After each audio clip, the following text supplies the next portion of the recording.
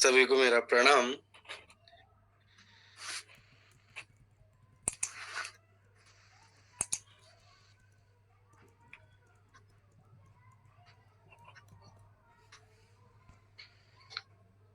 सभी को मेरा प्रणाम।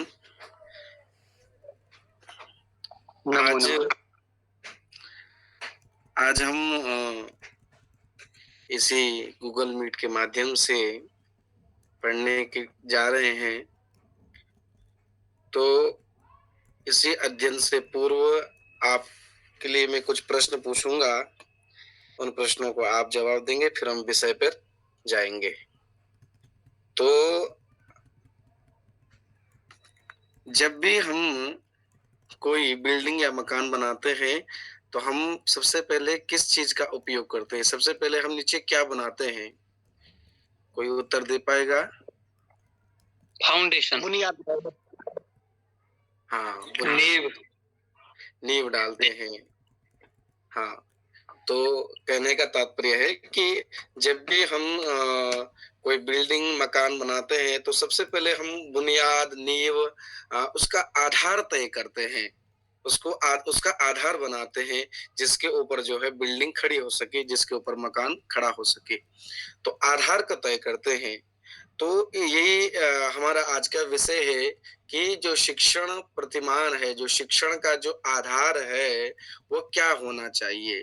जब हम पढ़ाना प्रारंभ करें तो हमको पहले बेस में क्या चाहिए, आधार में हमको क्या चाहिए। तो इसी श्रृंखला में आज हम पढ़ेंगे आधारभूत शिक्षण प्रतिमानम।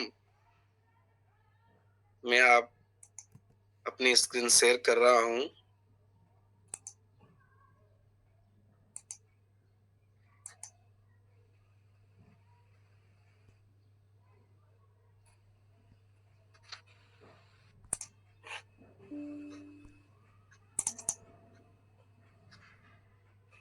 आपको मेरी स्क्रीन दिख रही है? जी जी महोदय। पीपीटी दिख रही है? जी महोदय। हाँ जी। तो आज हम पढ़ेंगे आधारभूत शिक्षण प्रतिमानम। तो जिस प्रकार से आपने अभी उत्तर दिया कि मकान बनाने के लिए सबसे पहले आधार जो है वो बनाया जाता है, आधार तय किया जाता है, बुनियाद रखी जाती है, नींव रखी जाती है।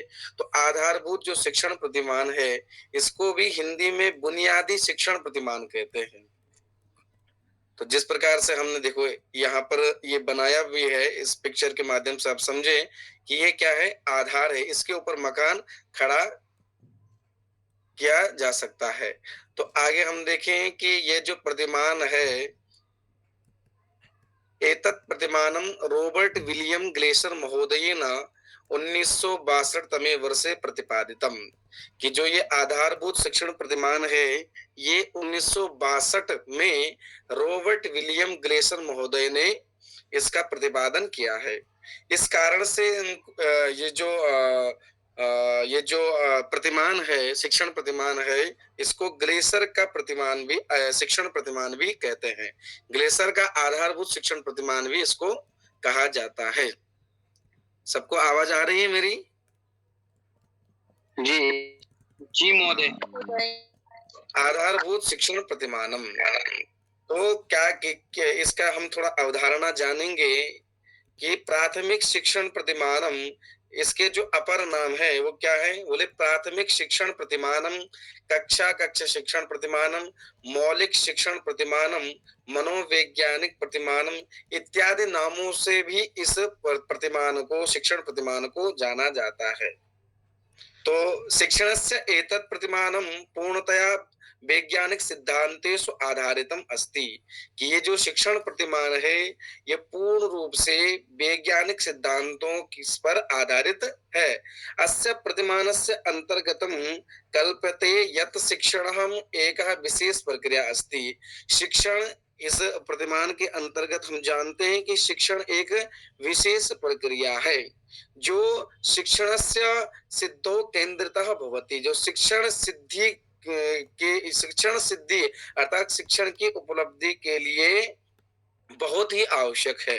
यह आधारभूत शिक्षण प्रतिमानन हम सभी के लिए ये बहुत इम्पोर्टेंट जो है कंटेंट है, आधारभूत शिक्षण प्रतिमानम, जो सबको ज्ञात होना चाहिए, क्योंकि हम सभी जो है वह भावी अध्यापक हैं, अध्यापक बनने वाले हैं। तो आधारभूत अर्थात ये आधारभूत शिक्षण प्रतिमानन तो सबको जो है ज्ञात होना चाहिए। आगे देखिए, एतत् प्रतिमानम शिक्षण अधिगमयोः संबंधं व्यवस्थापयन्ते। एतत् प्रतिमानं शिक्षायाः सर्वेषु स्तरेषु अर्थात प्राथमिकम, माध्यमिकम, उच्चतरम इत्यादिषु प्रयोज्यम अस्ति। यह जो शिक्षण प्रतिमान है, यह शिक्षण और अधिगम के बीच जो है संबंध स्थापित करता है। शिक्षण का अर्थ होता है सीखना और सिखाना, और अधिगम का अर्थ होता है सीखना। तो सीखने और सिखाने के बीच संबंध व्यवस्थापित करता है। यह प्रतिमान शिक्षा के सभी स्तरों में शिक्षा के सभी स्तरों में जो है प्रयोग किया जाता है, चाहे वह प्राथमिक स्तर हो, चाहे वह माध्यमिक स्तर हो, चाहे वह उच्चतर स्तर हो, सभी जब हम इसके घटक पढ़ेंगे, भाग पढ़ेंगे, तब ये जो स्पष्ट हो पाएगा। तो ये घटक देखें कि ग्लेसर महोदय के जो आधारभूत शिक्षण प्रतिमानम है, इसके 4 घटक हैं, 4 तत्व भी कह सकते हैं, 4 भाग भी इसको कह सकते हैं। तो सर्वप्रथम जो घटक है, वो है अनुदेशनात्मकम उद्देश्यम, अनुदेशनात्मक उद्देश्यम। दूसरा है प्रारंभिक व्यवहारः, तीसरा है अनुदेशनात्मकम प्रक्रिया, और चौथा है कार्य प्रदर्शन मूल्यांकनम। तो ये 4 घटक जो है इसके हैं। आगे हम देखें, एक एक के बारे में चर्चा करेंगे। अनुदेशनात्मकम उद्देश्यम, अनुदेशनात्मक उद्देश्य क्या होता है? कहते हैं कि जब भी हम कक्ष में प्रवेश करें, तो हमारा अर्थात जो शिक्षक होता है उसका एक उद्देश्य होना चाहिए। उद्देश्य का अर्थ है विषय वस्तु वह अपने मस्तिष्क में लेकर के चले कि आज मुझको यह उद्देश्य पूर्ण करना है, आज मुझको बच्चों को यह सिखाना है, ये कंटेंट सिखाना है। क्योंकि अगर कोई उद्देश्य हम बना करके कक्षा में ना घुसे, कक्षा में ना जाएं, कक्षा में प्रवेश ना करें, तो कहते हैं तो जो शिक्षक होता है वह भटक जाएगा, वह अच्छे से पढ़ा नहीं पाएगा। इसलिए कहा कि अनुदेशनात्मक उद्देश्यम, अनुदेशनात्मक उद्देश्यस्य अर्थः अस्ति यत् ये क्रियाकलापाः छात्रेण शिक्षणात् पूर्वं कर्तव्यम। शिक्षण से पूर्व जो है छात्रों के लिए हमको, जो शिक्षक होता है उसको यह जो उद्देश्य है वह अपने मस्तिष्क में लेके चलना है कि आज मुझको यह उद्देश्य पूरा करना है। जिस प्रकार से हम कक्षा में घुसे, तो आज मेरा उद्देश्य था कि मुझको आधारभूत शिक्षण प्रतिमान आपको पढ़ाना है, तो मैं सीधे आपको आधारभूत शिक्षण प्रतिमान पढ़ाने लग गया। लेकिन अगर किसी को यह पता ना हो, कोई अपने मस्तिष्क में ये लेकर के ना आया हो कि मुझको आज पढ़ाना क्या है, तो वो जैसे ही कक्षा में घुसेगा तो वह पढ़ा नहीं पाएगा। जिस प्रकार से सामान्य उदाहरण से हम देखें कि हमने किसी को बाजार में भेजा कि जाओ और सामान लेकर के आओ। अब वो बाजार में जाएगा तो कुछ भी सामान नहीं ला पाएगा। क्यों? क्योंकि हमने उसको सामान बताया ही नहीं है कि लाना क्या है, अर्थात कोई उद्देश्य उसके अंदर अभी भरा नहीं है।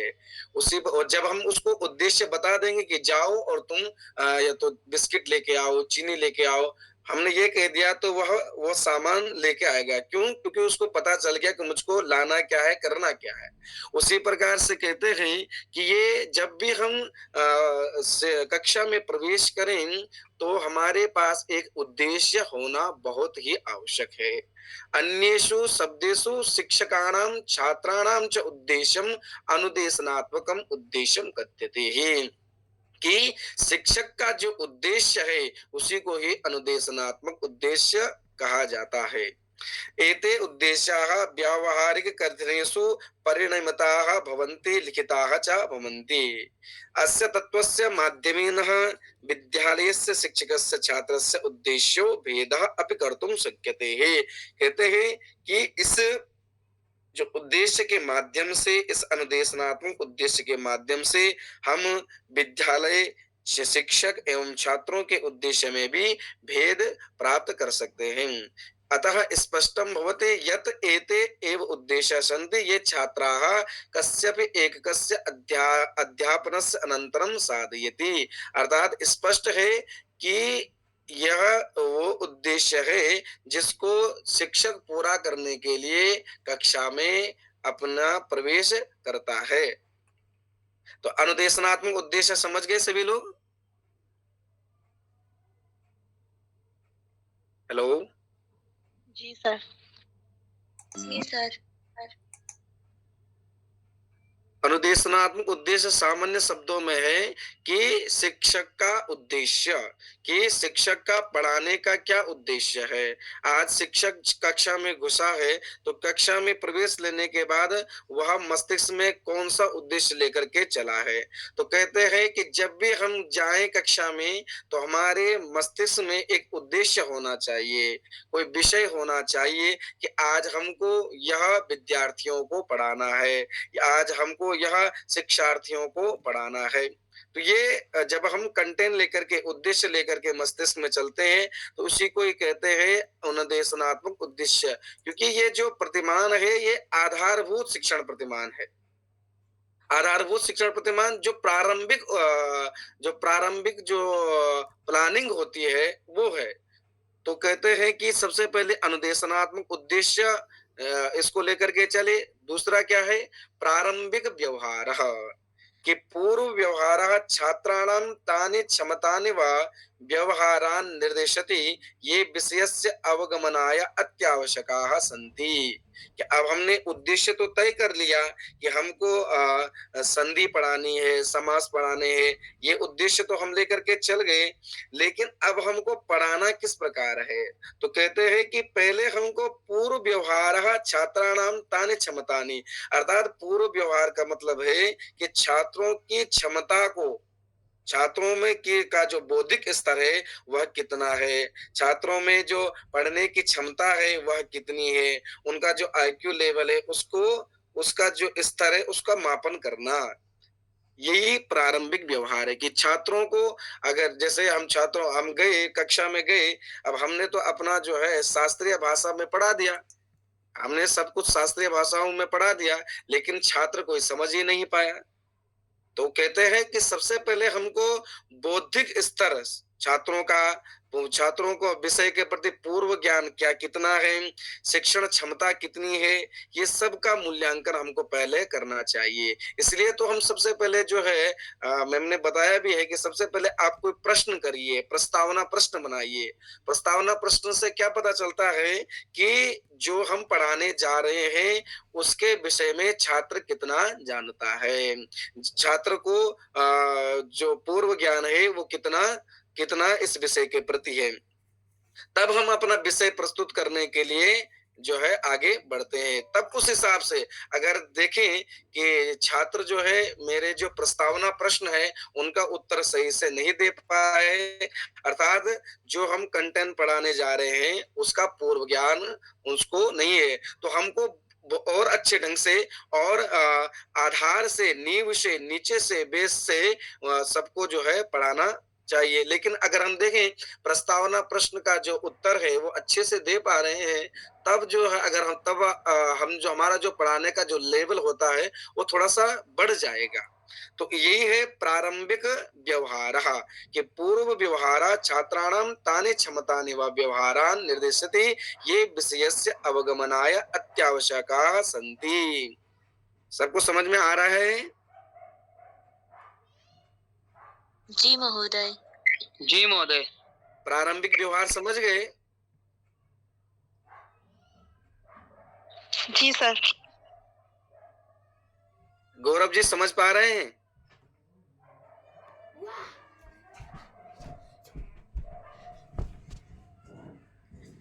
चलिए आगे बढ़ते हैं। तो संपूर्ण शिक्षण प्रक्रिया पूर्व व्यवहारानाम आधारेण भवति, कि संपूर्ण जो यह शिक्षण प्रक्रिया है वो पूर्व व्यवहार पर ही आधारित होती है। क्यों? क्योंकि पूर्व व्यवहार अर्थात पूर्व व्यवहार का अर्थ क्या है कि पूर्व ज्ञान, कि पूर्व ज्ञान जब हमको होगा कि छात्रों का जो पूर्व ज्ञान कितना है, उसी के आधार पर जो है हमारा पढ़ाना जो है वो प्रारंभ होता है। अस्य अंतर्गतम शिक्षण प्रक्रिया आरंभात पूर्वं छात्राणां पूर्व ज्ञानस्य बुद्धि स्तरस्य शिक्षण क्षमताया इत्यादीनां मूल्यांकनम भवति। जो हमने आपको पहले भी बताया कि इससे शिक्षण प्रक्रिया आरंभ करने से पूर्व छात्रों का पूर्व ज्ञान, उनका बुद्धि का स्तर कितना है, शिक्षण क्षमता कितनी है, इत्यादि का मूल्यांकन जो है हमको कर लेना चाहिए। तो पहले हमने देखा कि हमारा कोई उद्देश्य हो पढ़ाने का, उद्देश्य होना चाहिए, विषय वस्तु हमारे मस्तिष्क में होनी चाहिए कि आज हमने अमुक विषय को जो है विद्यार्थियों को पढ़ाना है, यह आधार हुआ। दूसरा आधार हुआ प्रारंभिक व्यवहार, हमने जो छात्र हमारे सामने हैं उन छात्रों का बौद्धिक स्तर कितना है, उनके शिक्षण क्षमता कितनी है, जो विषय हम पढ़ाने जा रहे हैं उसके प्रति पूर्व ज्ञान कितना है, यह हमको विद्यार्थियों का ज्ञात करना है। इसी को ये कहते हैं प्रारंभिक व्यवहार। अब तीसरे पे चले। तीसरा जो है भेद है वो है निर्देशात्मक प्रक्रिया। अध्यापन प्रक्रियायां प्रयुक्ते क्रियाकलापे सह निर्देश प्रक्रिया संबंधा भवति। ये निर्देशात्मक प्रक्रिया क्या हुई? अब जब हमको पूर्व ज्ञान हो गया, विद्यार्थियों का जो विद्यार्थियों की जो क्षमता है, शिक्षण क्षमता है, उसका पता जब हमको चल गया, बौद्धिक स्तर का पता जब हमको चल गया, तब अब हम ये जो निर्देशात्मक प्रक्रिया है इसी को ही तब हमने यह जो प्रक्रिया शिक्षण प्रक्रिया तब हमने प्रारंभ कर दी। अस्मिन् पदे तानि क्रियापदानि समाविष्टानि सन्ति ये कस्यापि पाठ्यद्रव्यस्य प्रस्तुत्यर्थं प्रयुज्यन्ते। तो यह वह चरण है, कहते हैं जब हम जो है शिक्षण प्रक्रिया को आरंभ करने लगते हैं। तो इससे हमने इस स्टेप पर हम क्या करते हैं, इस सोपान पे हम क्या करते हैं, श्याम पट्ट का इस्तेमाल करते हैं, चार्ट पत्रों का इस्तेमाल करते हैं और वर्ण लेखन इत्यादि का, संकेत का, इन सभी चीजों का जो है हम क्या करते हैं, जैसे कि अब पाठ योजना के अंतर्गत हमको बताया है कि क्या क्या करना चाहिए। पहले आप आदर्श वाचन करिए, नहीं पहले प्रस्तावना प्रश्न करिए, प्रस्तावना प्रश्न के बाद जो है आप आदर्श वाचन इत्यादि करिए। आदर्श वाचन के बाद जो पढ़ना नहीं आ रहा है बच्चों को, उसको फिर से ब्लैक बोर्ड पे लिखिए, श्यामपट्ट पे लिखिए और फिर उसका उच्चारण कराइए। तो कठिन शब्दों का अर्थ जो नहीं आ रहा है तो काठिन्य निवारण करिए। तो ये समस्त प्रक्रिया जो है वो निर्देशात्मक प्रक्रिया है। अर्थात जब हम पढ़ाने लग जाए, जब हम पढ़ाने के लिए उद्यत हो गए, तब जो प्रक्रिया होती है, वह जो सोपान होता है, वह निर्देशात्मक प्रक्रिया कहलाती है। अस्य चरणस्य अंतर्गतम शिक्षण विधयाः, शिक्षण साधनाः इत्यादयः प्रयुज्यन्ते। इस चरण के अंतर्गत कहते हैं कि शिक्षण विधि, शिक्षण साधन, शिक्षण विधि, हमारी शिक्षण विधि क्या हो, शिक्षण विधि का तात्पर्य क्या है कि जो पूर्व ज्ञान छात्रों के प्रति, कि छात्रों का जो बौद्धिक स्तर हमने जो जाना है, उसके हिसाब से हमारी जो शिक्षण विधि हो वह कैसी हो। जैसे कि छोटे बच्चों को अगर हमने ज्ञान कराना है, जैसे आ से अनार का ज्ञान कराना है, भाई कि अनार कोई वस्तु है, तो अनार के लिए हम क्या करते हैं, एक चार्ट पत्र लेते हैं, चार्ट पत्र पर एक लिखा रहता है, आगे आगे जो है अनार लिखा, अनार का चित्र बनाया रहता है। तो छोटे बच्चों का स्तर क्या हुआ कि चार्ट पत्र बनाइए, चार्ट पत्र लाइए, चार्ट पत्र पर एक आ अक्षर लिखा हुआ हो और उसके बगल में जो है अनार का चित्र बना हुआ है, तो वो आ से अनार समझ जाएंगे। लेकिन अगर बड़े बच्चों को अगर हमने कुछ सिखाना है तो केवल बोलने मात्र से ही वह समझ जाएंगे। तो कहने का तात्पर्य है कि शिक्षण विधि हमारी जो है उस हिसाब से बदल जाती है। शिक्षण साधन, शिक्षण साधन में क्या आया? यही श्यामपट्ट और चार्ट पत्र इत्यादि, संकेत पत्रिका इत्यादि, ये जितने भी चीजें होती है ये सब हम क्या करते हैं? निर्देशात्मक प्रक्रिया में इस्तेमाल करते हैं। निर्देशात्मक प्रक्रिया क्या हुई? अध्यापन प्रक्रिया, शिक्षण प्रक्रिया, कि जब हम शिक्षण को प्रारंभ करने लग जाते हैं। तो निर्देशात्मक प्रक्रिया समझ गए सभी लोग?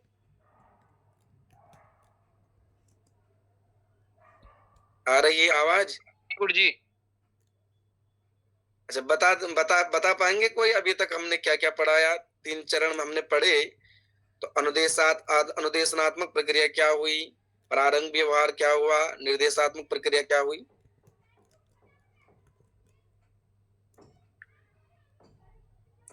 अनुदेशनात्मक में गुरुजी जो है, जो कक्षा से पूर्व जो है हम कक्षा को पढ़ाने के लिए रणनीति बनाते हैं। जी। क्या करेंगे? जी। और प्रारंभिक व्यवहार क्या हुआ?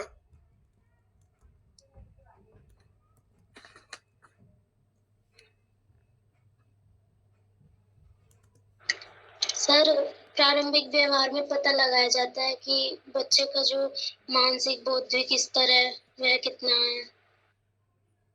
बिल्कुल सही। गुरुजी, छात्रों के पूर्व ज्ञान के अनुसार अपना प्रकरण पढ़ाना या पहले उनके पूर्व ज्ञान के बारे में जानकारी लेना, फिर मूल्यांकन प्रश्न करना। हाँ, समीचीनम। और निर्देशात्मक प्रक्रिया?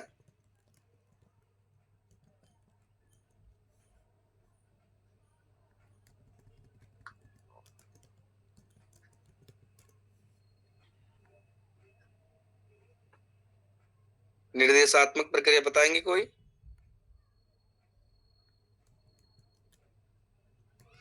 चलिए हम बताते हैं। निर्देशात्मक प्रक्रिया वो हुई जब बौद्धिक स्तर हमको, प्रारंभिक व्यवहार जब हमको पता चल गया, उसके बाद जो है जब हम पढ़ाना प्रारंभ करते हैं तो उसी को ही निर्देशात्मक प्रक्रिया कहते हैं। कि अध्यापन प्रक्रिया, शिक्षण प्रक्रिया, जब हम शिक्षण जो है हमने शुरू कर दिया तो उसे ही निर्देशात्मक प्रक्रिया कहते हैं। तो आगे अब दूसरा जो है सोपान है इसका, दूसरा जो इसका घटक है वह है कार्य प्रदर्शन मूल्यांकनम। कि अभी तक जो शिक्षण कार्य, कौन सा कार्य हम कर रहे हैं? शिक्षण कार्य। तो शिक्षण कार्य शिक्षण कार्य जो हम कर रहे हैं उसका मूल्यांकन करना, अर्थात जो हमने उद्देश्य बनाया था, जो हमने प्रथम सोपान, जो हमारा कौन सा सोपान था? अनुदेशनात्मक प्रक्रिया। उद्देश्य जो हमारा जो था कि आज हमको अमुक विषय को बच्चों को पढ़ाना है, छात्रों को पढ़ाना है, वह उसको समझ में आया कि नहीं आया? उन छात्रों को समझ में आया कि नहीं आया? तो इसके लिए क्या करते हैं? अस्य अंतर्गतम तानि परीक्षा निरीक्षण विधयाः आगच्छन्ति, येषाम् आधारेण शिक्षकः किमपि निर्णयं करोति। क्या निर्णय करता है? कि ये जो उद्देश्य था मेरा, जो मेरा लक्ष्य था, जो अनुदेशनात्मक उद्देश्य मेरा था, वह पूर्ण हुआ कि नहीं हुआ? वो जो उद्देश्य था, जो विषय को मैं पढ़ाना चाह रहा था, वह बच्चों को आया कि नहीं आया? तो जो परीक्षा लेना, जो मूल्यांकन करना, वही जो है कार्य प्रदर्शन मूल्यांकन कहलाता है। मूल्यांकनस्य मुख्यम उद्देश्यम निर्देशात्मक लक्ष्याणां प्राप्तेः विस्तारं ज्ञातुं भवति। कि जो इसका जो मुख्य उद्देश्य है वो क्या है? कि जो हम पढ़ा रहे हैं, जो उसकी प्राप्ति छात्रों को हुई है कि नहीं हुए, तो इसका विस्तार जानना, विस्तार से इसको जानना, इसके लिए हम क्या करते हैं? मूल्यांकन प्रश्न करते हैं। प्रश्नों को अंतिम में जो है, प्रश्नों को जो है बच्चों से पूछते हैं। इसलिए मैम भी हमने हमको बताया है ना कि बीच-बीच में प्रश्न आप पूछते रहिएगा। क्यों पूछने का तात्पर्य क्या है? मूल्यांकन करना। मूल्यांकन करना। कहने का तात्पर्य है जो विषय हम पढ़ाने जा रहे हैं, पढ़ा रहे हैं, वह बच्चों को समझ में आ भी रहा है कि नहीं आ रहा है। इसलिए प्रश्नों का होना बहुत ही अनिवार्य है। इसलिए कहते हैं ये हम आपको आधार चीज बता रहे हैं। आधार, इसलिए इसको आधारभूत शिक्षण प्रतिमान कहा गया है कि जब आप शिक्षण प्रक्रिया करें तो ये जो 4 स्टेप है, इन 4 सोपानों से आपको गुजरना ही गुजरना पड़ेगा। तभी जो आपकी शिक्षण प्रक्रिया है वह शिक्षण प्रक्रिया जो है सिद्ध हो पाएगी। तभी जो शिक्षण प्रक्रिया आपकी जो है वो सफल हो पाएगी। तो अंतिम का जो था वो है कार्य प्रदर्शन मूल्यांकनम, कि आपका जो कार्य प्रदर्शन जो आपने कार्य प्रदर्शित किया है, कौन सा कार्य, शिक्षण का कार्य, वो उसको उसकी प्राप्ति छात्रों को हुई है कि नहीं हुई है। अस्मिन् क्रमे मूल्यांकनम कथम करणीयम, शिक्षणस्य सफलता असफलता च कथम निर्धारितुं शक्यते इति निर्णयाः गृह्यन्ते। कि इस क्रम में हम क्या जानते हैं कि शिक्षण की सफलता हुई है कि नहीं हुई है। तो इस निर्णय पर हम पहुंचते हैं कि शिक्षण जो है वो हमारा पूरा हुआ है कि नहीं हुआ है। तो इसी को ही कार्य प्रदर्शन मूल्यांकन कहा जाता है। तो एक बार हम चारों का एक बार रिवीजन कर ले कि कौन कौन से सोपान थे। तो सबसे पहले सोपान था अनुदेशनात्मक उद्देश्य। इसमें हम कक्षा में प्रवेश करने से पूर्व एक उद्देश्य जो है वह मस्तिष्क में लेकर के चलते हैं कि आज हमको यह जो है छात्रों को पढ़ाना है, उद्देश्य लेकर के हम चले। तत्पश्चात जो है हमने क्या किया, प्रस्तावना प्रश्न के माध्यम से कुछ ऐसे प्रश्न बच्चों से पूछे जिससे उनका बौद्धिक स्तर, उनका पूर्व ज्ञान हमको पता चले, शिक्षण क्षमता हमको पता चले। ये हुआ प्रारंभिक व्यवहार। तीसरा जो सोपान रहा निर्देशात्मक प्रक्रिया, जिसमें हमने अपने अध्यापन प्रक्रिया को प्रयोग किया, कक्षा में प्रयोग किया, अध्यापन प्रक्रिया हमने प्रारंभ की। ये तीसरा चरण हुआ। और जो चौथा चरण है वो चौथा चरण क्या है, कार्य प्रदर्शन मूल्यांकनम, जो अंतिम चरण है कि जब हमने अपना शिक्षण का कार्य कर लिया, जब हमने अपनी अध्यापन प्रक्रिया कर ली, तो उसके पश्चात जो है वो छात्रों को विषय आया भी कि नहीं आया है, हमारे जो उद्देश्य जो हम लेकर के चले थे उस उद्देश्य की पूर्ति हुई भी है कि नहीं हुई है, इसका मूल्यांकन करना। हमारे जो शिक्षण हुआ है वो सफल हुआ है कि असफल हुआ है, इसका निर्धारण करना। आगे सभी को समझ में? जी सर। जी। तो इसी को ही कहते हैं आधारभूत शिक्षण प्रतिमानम। अब इसका महत्व क्या है? महत्व क्या है कि एते आदर्शाः शिक्षणम अधिकम सार्थकम प्रभावी उद्देश्य पूर्णम च कुर्वन्ति ही। कि ये जो सोपान है, ये जो शिक्षण प्रतिमान है, आधारभूत शिक्षण प्रतिमान है, यह एक आदर्श शिक्षण प्रक्रिया को आदर्श शिक्षण प्रक्रिया हमारी कर देती है। शिक्षण प्रक्रिया जो हमारी वह सुव्यवस्थित हो जाती है, सार्थक हो जाती है, प्रभावी हो जाती है, उद्देश्य पूर्ण हो जाती है।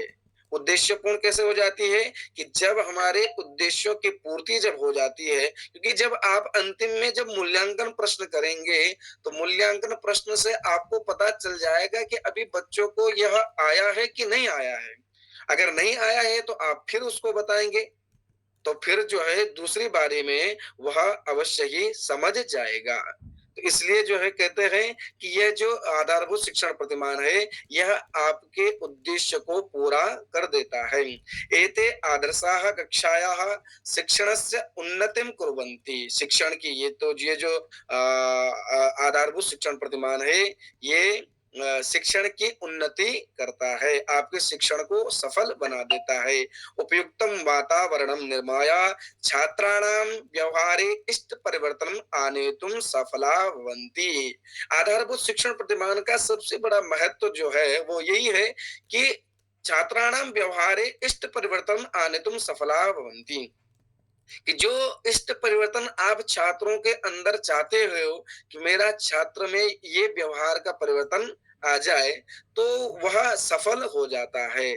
जिस प्रकार से आप देखिए जो व्यवहार का जो परिवर्तन है वो कैसे होता है, जिस प्रकार से हम जब बीएड कक्षा में गए, शिक्षा शास्त्री में गए, तो हमारी जो वेशभूषा थी वो भी अनियंत्रित थी। जो हमारा जो हमारा चाल-ढाल थी वो भी अनियंत्रित थी। हमारी जो वाणी थी वो भी अनियंत्रित थी।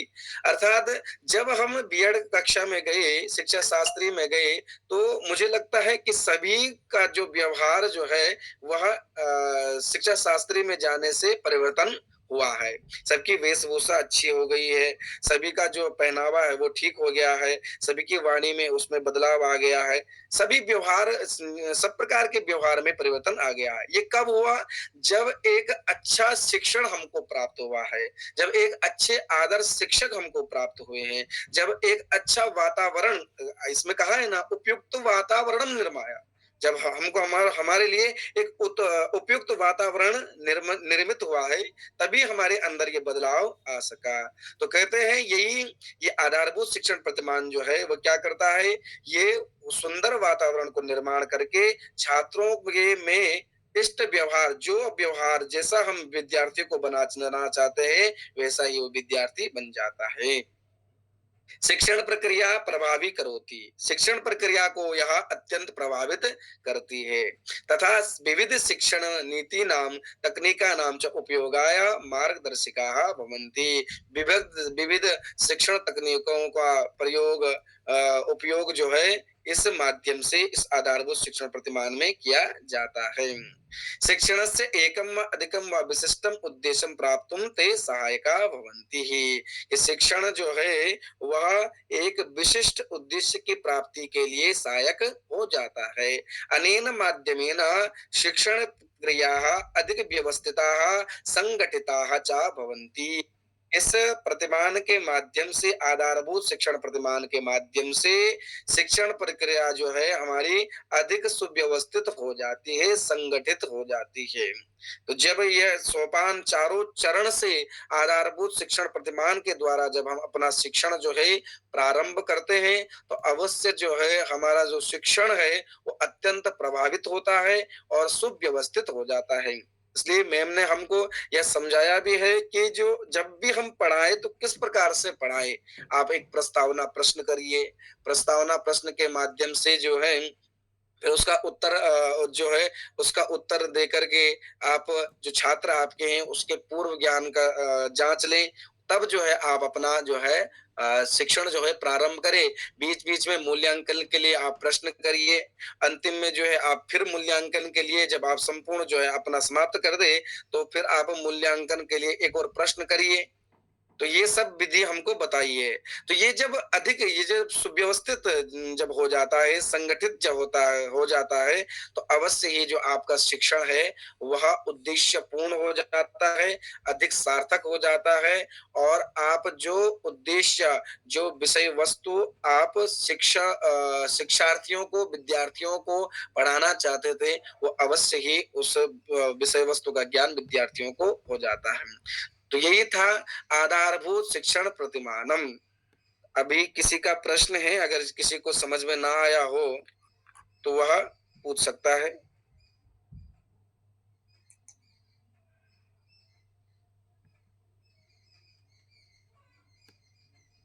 ठीक है, कोई प्रश्न?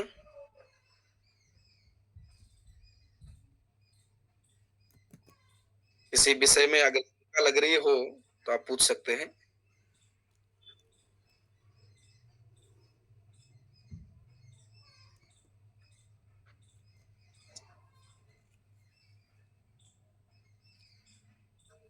नीलम जी आप बताएंगे? जी महोदय। हाँ, आप बताएंगे कि आधारभूत शिक्षण प्रतिमान के कितने घटक होते हैं, कितने भेद हमने बताए? जी महोदय, सबसे पहले अनुदेशनात्मक उद्देश्य के बारे में आपने बताया। हाँ फिर जी, प्रारंभिक व्यवहार के बारे में बताया। हाँ फिर जी, निर्देशात्मक प्रक्रिया के बारे में बताया। हाँ फिर जी। मूल्यांकन टॉपिक हमारा मूल्यांकन है। के बारे में बताया। अस्तु समीचीनम। हाँ, आदित्य आप बताएंगे प्रारंभिक व्यवहार किसे कहते हैं?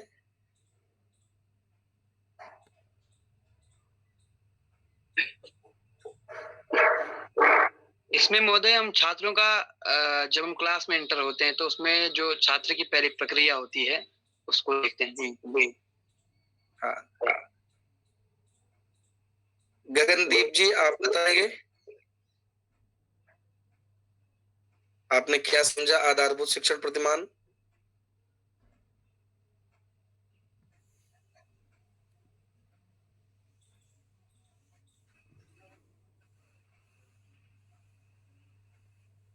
चलिए, सबको समझ में आ गया होगा, ऐसे हम आशा करते हैं।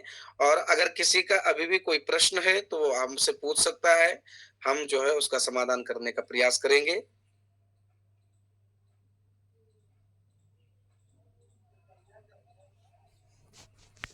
अस्तु समीचीनम। धन्यवाद महोदय आप सभी का।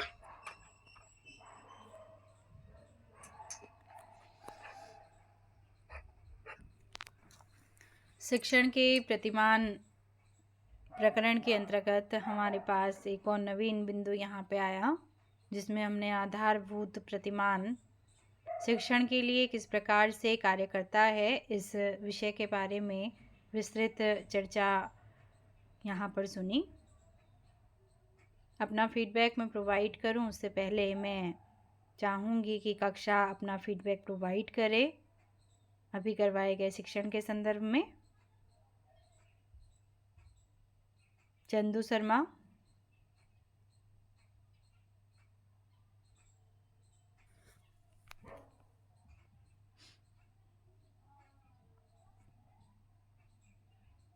कमल उपाध्याय। जी मैम, आकाश महोदय ने बहुत अच्छे तरीके से बताया। उन्होंने प्रत्येक बिंदु को प्रत्येक तरीके से अच्छे तरीके से व्याख्यान दिया और उदाहरण से समझाया। सुभाष।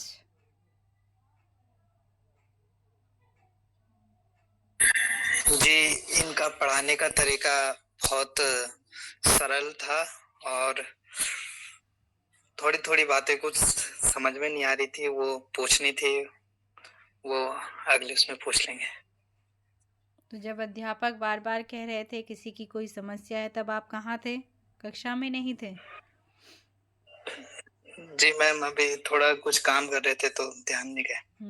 तो ऐसे ही समय चला जाता है, तो उस अध्यापक की त्रुटि नहीं, वो विद्यार्थी की त्रुटि है। ज्ञानेश पांडे।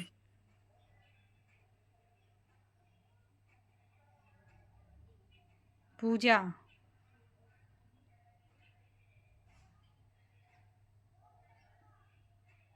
मानसी।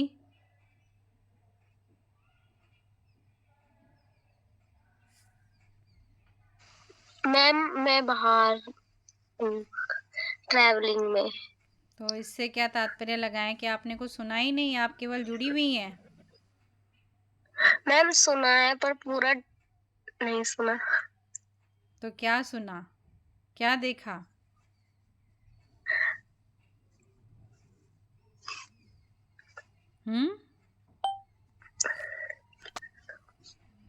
कुछ नहीं देखा, केवल गाड़ी से बाहर दृश्य, अगर ट्रेन में है तो ट्रेन से बाहर दृश्य देख रहे हैं, आपस में बैठे हुए पैसेंजरों को देख रहे हैं, लेकिन कक्षा में केवल जुड़े हुए हैं। तो ऐसे जुड़ने का कोई लाभ नहीं है मानसी, जब हमें कुछ ज्ञान ही नहीं प्राप्त हो पाया है तो। पवन जोशी। जी मैम, जैसे कि अभी हमने शिक्षण देखा गुरु जी का, तो सर्वप्रथम प्रस्तावना प्रश्नों में यदि एक दो प्रश्न और होते तो हम वहाँ पर शिक्षण के आधारभूत जो वो थे, स्तंभ थे, उनके बारे में हमको चर्चा करनी थी, तो हम वो निकलवा सकते थे। क्योंकि एक प्रश्न से ही गुरु जी आगे बढ़ गए और सीधे प्रसंग पे आ गए, तो हम वहाँ पर जो मुख्य बात प्रस्तावना प्रश्नों के माध्यम से इनको अपना प्रकरण निकलवाना था वो निकलवा नहीं पाए और स्वतः ही निकल गए। आगे जब बढ़े तो अच्छे से व्यवस्थित बढ़े, लेकिन मैम जो पढ़ाने का तरीका था, जैसा कि बार बार आप कह चुकी हैं कि वही आप ट्रांसलेटर की भूमिका निभा रहे हैं और वही जो आपकी पीपीटी में दिखा रहा, आप पढ़ रहे हो, फिर ट्रांसलेट कर रहे हो, उसी को बार बार वही प्रयोग हो रहा था और ऐसा लग रहा था कि मैं किसी कथा में बैठा हूँ मैम, एकदम मतलब कि। तो कथावाचक की भूमिका में अपने गुरु आपको लग रहे थे। जी का स्वभाव ही ऐसा, लेकिन थोड़ा उसको प्रवचन जैसे हो रहे थे। बाकी ठीक है, आगे और बढ़िया, मतलब पढ़ाने का बढ़िया, गुरु जी का रुचि पूरी थी। धन्यवाद। कृष्णा।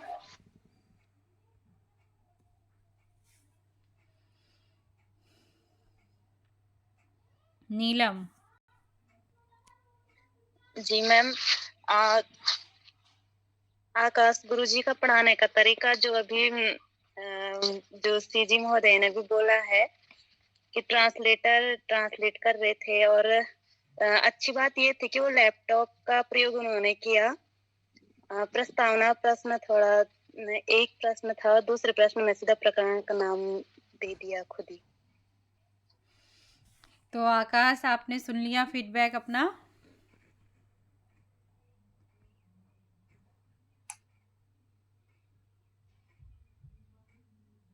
आकाश। जी मैम, सुन लिया। तो जो प्रशिक्षण था, अपने सहपाठियों के बिंदुओं का भी ध्यान रखना है आपको, किंतु उसके साथ साथ जो शिक्षण के कार्य में कहा जाता है अध्यापक की तल्लीनता का होना, अध्यापक के अपने पूरे मन और मस्तिष्क से अपने शिक्षण के कार्य को करना, अपना सर्वस्व जो मुझे ज्ञान है, जो मैं समझा सकता हूँ, जो मुझे दृष्टांत आ रहे हैं, मैं उसे अच्छे से अच्छे तरीके से अपने विद्यार्थियों को प्रेषित कर सकूं, ये प्रयास किया जाना सर्वोत्तम है। अभी तक की कक्षा जितनी भी हुई हैं उसमें मैं ये समझती हूँ कि आपके द्वारा प्रत्येक प्रकरण में विद्यार्थी को ये समझाने का प्रयत्न किया गया कि हम इसको क्यों पढ़ रहे हैं, हमारे लिए इसकी क्या उपयोगिता है। हम सब अध्यापक बनने जा रहे हैं, हम इस पे क्या करेंगे, कैसे करेंगे, इस बिंदु को समझना और ये प्रयास किया जाना सराहनीय है। किंतु उसके साथ साथ यह भी विशेष रूप से ध्यान देने के योग्य है कि एक बिंदु आया था, अभी पवन जोशी ने कहा कि गुरुजी कथावाचक की तरह लग रहे थे। आपकी वो एक अलग वृत्ति भी है, जैसे गिरीश चंद्र सती को भी मैंने कमेंट दिया था, हम इस क्रिया को करते हैं किंतु उस क्रिया का प्रभाव अब हमारे शिक्षण की क्रिया पर नहीं दिखाई देना चाहिए। वास्तविक रूप से हम ऐसे नहीं लगने चाहिए कि हम एक वाचक की तरह, जैसे आप बड़ी बड़ी सभाओं को संबोधित करते होंगे, वहाँ उपदेश दिया करते होंगे, उस प्रविधि को कक्षा शिक्षण के दौरान हमें प्रयोग में लेकर नहीं आना है। कक्षा शिक्षण में शब्दों का जो प्रसार होता है, प्रवाह होता है, वो कक्षा के स्तर के अनुसार विद्यार्थियों के अकॉर्डिंग किया जाता है। और जब आप बड़ी बड़ी सभाओं को वाचक के रूप में उपदेश प्रदान किया करते हैं तो वहाँ आपके पास बहुत उच्च बुद्धि लब्धि वाले लोग आए हुए हैं, इसीलिए वो आपके प्रवाह को समझ सकते हैं और उसके साथ अपना समायोजन आसानी से कर सकते हैं। लेकिन विद्यार्थी के लिए एक लय से चलना ये थोड़ा सा क्लिष्ट हो जाएगा और वो आपके कंटेंट के साथ में अपने को इतनी तीव्रता के साथ दौड़कर नहीं ले जा सकता है। किंतु उस सब से भी अलग ये ज़्यादा महत्वपूर्ण था कि आप विद्यार्थियों की एक्टिवनेस को जानने के लिए, ये जानने के लिए कि मैं जो मेहनत कर रहा हूँ, मैं जो समझाने का प्रयत्न कर रहा हूँ, आप उनसे प्रश्न पुटअप कर रहे थे, आप उनसे प्रश्न पूछ रहे थे और प्रश्न के साथ साथ आप यह भी देख रहे थे कि मैंने जो बताया वो विद्यार्थी कितना समझ पाया है, वो अभिव्यक्ति कर पा रहा है कि नहीं कर पा रहा है। यह अध्यापक का शिक्षण के दौरान मूल कर्तव्य भी होता है कि वह विद्यार्थियों के इस योग्य बना सके कि वो पूछे गए प्रश्न में अपनी स्व अभिव्यक्ति प्रदान कर सके। जो हमने सिखाया या जो हमने समझाने का प्रयत्न किया वो उसमें अपने शब्दों में अपनी अभिव्यक्ति प्रस्तुत कर सके, तो ये सराहनीय है। साथ ही साथ यहाँ पे बात आई प्रस्तावना प्रश्न की, तो चूँकि मेरे द्वारा आपको केवल 2 ही प्रश्नों का निर्देश प्रदान किया गया है, प्रस्तावना प्रश्न 4 बनाए जाते हैं, किंतु विषय और समय को ध्यान में रखते हुए केवल 2 प्रश्नों से आपको प्रश्न के साथ प्रकरण में प्रविष्ट हो जाना है। आपकी युक्ति बहुत अच्छी थी जब आपने पूछा कि आवास निर्माण के लिए हम किस चीज़ का, या आवास जब निर्मित किया जाता है तो सबसे पहले क्या निर्मित किया जाता है, फाउंडेशन, नींव किसी ने कहा, किसी ने आधार कहा। आपका प्रकरण का जो शब्द है वो आप निकाल चुके हैं और अब आपने जो अपना प्रकरण प्रारंभ किया उसको किया जाना अच्छा है। उससे आप अपने प्रकरण का प्रारंभ जो आपके द्वारा किया गया वो भी उपयुक्त था, किंतु जब हम वास्तविक कक्षा शिक्षण के लिए प्रस्तावना का निर्माण करेंगे तो वहाँ द्वितीय जो आपका मैंने आपको द्वितीय प्रश्न बनाने के लिए दिया था वो समस्यात्मक होना चाहिए। जैसे पवन के द्वारा भी कहा गया कि वो पूछ सकते थे कि तत्व कौन कौन से हैं या स्रोत कौन कौन से हैं, तो आप अपने आधार शब्द निकलने के बाद अपना द्वितीय प्रश्न यह निर्मित कर सकते थे कि आधारभूत प्रतिमान के बारे में आप क्या क्या जानते हैं। विद्यार्थी जो जानते हैं वो जवाब देंगे, जो नहीं जानते वो मौन हो जाएंगे। आपको पता चला कि सभी विद्यार्थी नहीं जान रहे, अब मुझे इस प्रकरण को और भी अच्छे तरीके से प्रारंभ करना है। किंतु प्रस्तावना प्रश्न का पहला प्रश्न और उसके विद्यार्थियों की अभिव्यक्ति उत्तम तरीके से आप निकाल पाने में समर्थ हो पाए, इसके लिए भी आप की मैं सराहना करती हूँ। और आपके शिक्षण के दौरान आपका शिक्षण के प्रति जो आपका रुझान है वो स्पष्ट झलक रहा था, उसके लिए भी मैं आपकी भूरी भूरी प्रशंसा करती हूँ कि आपने उपयुक्त तरीके से शिक्षण कार्य को यहाँ पे किया।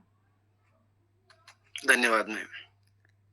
किंतु एक बिंदु अभी मुझे वो स्मरण नहीं आ रहा है, एक बिंदु आपका आया था जिसमें आपने मुझे लगता है दृष्टांत के रूप में प्रयोग किया था। हाँ, याद आ गया मुझे, जिसमें आपने ये कहा, उसका हमें विशेष रूप से आपसे, गौरव से भी मैंने वही कहा और आपसे भी मैं वही कहूँगी कि हम जिस चीज़ में चल रहे हैं अभी केवल उसकी ही प्रशंसा करें, तो पिछले वालों का हमने पूरा उनका त्याग, उनका समर्पण पूरा का पूरा हमने समाप्त कर दिया। आप सबने यहाँ आकर डिपार्टमेंट से सीखा शिक्षक बनने का आचार।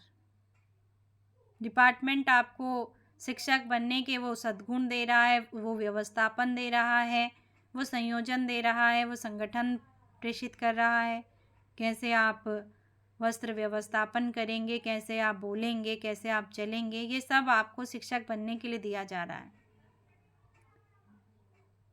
ऐसे में ऐसा कथन कहना कि जो भी हमें प्राप्त हुआ वो यहाँ आके प्राप्त हुआ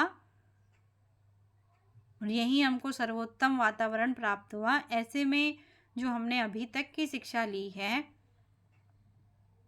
हमारे जीवन के पड़ाव में हमारे पूर्व मध्यमा के आचार्य आए, हमारे उत्तर मध्यमा के आचार्य आए, हमारे शास्त्री के आचार्य आए, हमारे आचार्य के आचार्य आए, इतने सारे लोगों ने विषय का ज्ञान हमें दिया।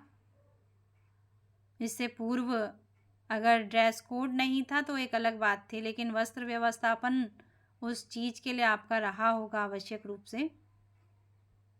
किंतु शिक्षक बनने के लिए हमको कैसा रहना चाहिए, कैसा उठना चाहिए, कैसे हमें बैठना चाहिए, कैसे बोलना चाहिए, कैसे हमको वार्तालाप करनी चाहिए, वो आचार आप यहाँ सीख रहे हैं। तो ऐसे में ऐसा स्टेटमेंट देना कि हमें सर्वोत्तम वातावरण यहीं मिला, ये कथन कक्षा में और साथ ही साथ जब हम बोल रहे हों तो ये एक क्वेश्चन मार्क लगा देता है कि आज से पहले के वातावरण में क्या हम ये सब चीज़ें प्राप्त नहीं कर रहे थे। तो आप सब ने सब कुछ प्राप्त किया, किंतु आप अब जिस व्यवसाय से जुड़ने जा रहे हैं उस व्यवसाय का आचार केवल आपको आपका विभाग जहाँ से आप प्रशिक्षण प्राप्त कर रहे हैं, जिस आचार के लिए आप जुड़ने जा रहे हैं, उस आचार को केवल आपका वो प्रशिक्षण संस्था ही प्रदान कर पाएगी। वो केवल वही प्रदान कर सकती है, कोई और उसे प्रदान नहीं कर सकता है, या उस जैसी ही संस्था आपको प्रदान कर सकती है। जैसे आपके आधुनिक संस्थान हैं, श्रीदेव सुमन बीएड करवाता है, आपका हेमवती नंदन बीएड करवाता है, आपका ओपन यूनिवर्सिटी बीएड करवाता है, आपका Indira Gandhi university open university B Ed करवाता है। तो ये संस्थान आपको वो आचार प्रदान कर सकते हैं। उसमें भी जो औपचारिक तरीके से कक्षाओं का संयोजन कर रहे हैं, वो आपको ये ज्ञान प्रदान कर सकते हैं। बाकी विषय का ज्ञान, विषय से संबंधित नॉलेज आप सब अपने जो पूर्व मध्यमा से लेकर और आपके आचार्य तक के गुरुजन हैं, आप उनसे लेकर आए हैं। हमारे पास निर्मित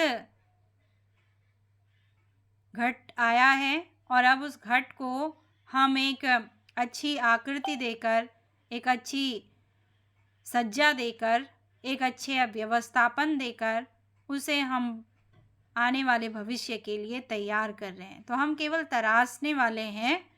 आपका जो निर्माण है, आपकी जो आकृति है, वो सब कुछ पूर्व में निर्मित हो चुकी है। अब उस ही आकृति को हम पॉलिश कर कर, हम उसको व्यवस्थित कर कर, उसको अच्छे से सजा कर, अच्छे से संवार कर, और उसके लिए स्मृति के लिए क्या किया जा रहा है, आपको तैयार किया जा रहा है। तो उसके लिए आवश्यक है कि जिस वृत्ति में हम प्रविष्ट होने जा रहे हैं, उस वृत्ति का आचार भी हम आवश्यक रूप से अपने आप में क्या करें, धारित करें। आज से पहले इस तरीके से ड्रेस कोड नहीं रहा होगा, तो ये हमें सीखना है कि अध्यापक जब कक्षा में प्रविष्ट होगा तो व्यवस्थित वस्त्र व्यवस्थापन के साथ उसे कक्षा में प्रविष्ट होना है, क्योंकि उसे अपने विद्यार्थियों को भी वस्त्र व्यवस्थापन के उस तरीके को समझाना है, क्योंकि विद्यालयों में ड्रेस कोड अप्लाई होता है। परिमार्जित शब्दावली का प्रयोग कैसे हम वार्तालाप करने में करेंगे, ये सिखाना है, ताकि आपके विद्यार्थी आपकी वर्तनी को सुनकर स्वयं भी व्यवस्थित तरीके से वार्तालाप करना सीख सकें। आचार उत्तम तरीके से करना सिखाना है, ताकि आप अपने विद्यार्थियों के सामने जब आदर्श के रूप में खड़े होंगे तो आपके विद्यार्थी वो आचार और मूल्य आपसे क्या कर सकें, ग्रहण कर सकें। तो ये सारी चीज़ें आपको ट्रेनिंग के दौरान यहाँ बताई जा रही हैं। तो ऐसे प्रश्नवाचक चिन्ह जो प्रश्न खड़ा कर दे, ऐसे दृष्टांत के रूप में हमें दृष्टांत को प्रयोग में लेकर नहीं आना है। दृष्टांत का प्रयोग जो आप कर रहे थे वो ठीक था, लेकिन उसमें शब्दावली का कि यहीं आके मिला है, इसमें सुधार की आवश्यकता है। यहाँ केवल व्यावसायिक प्रशिक्षण आपको क्या किया जा रहा है, प्रदान किया जा रहा है। ठीक है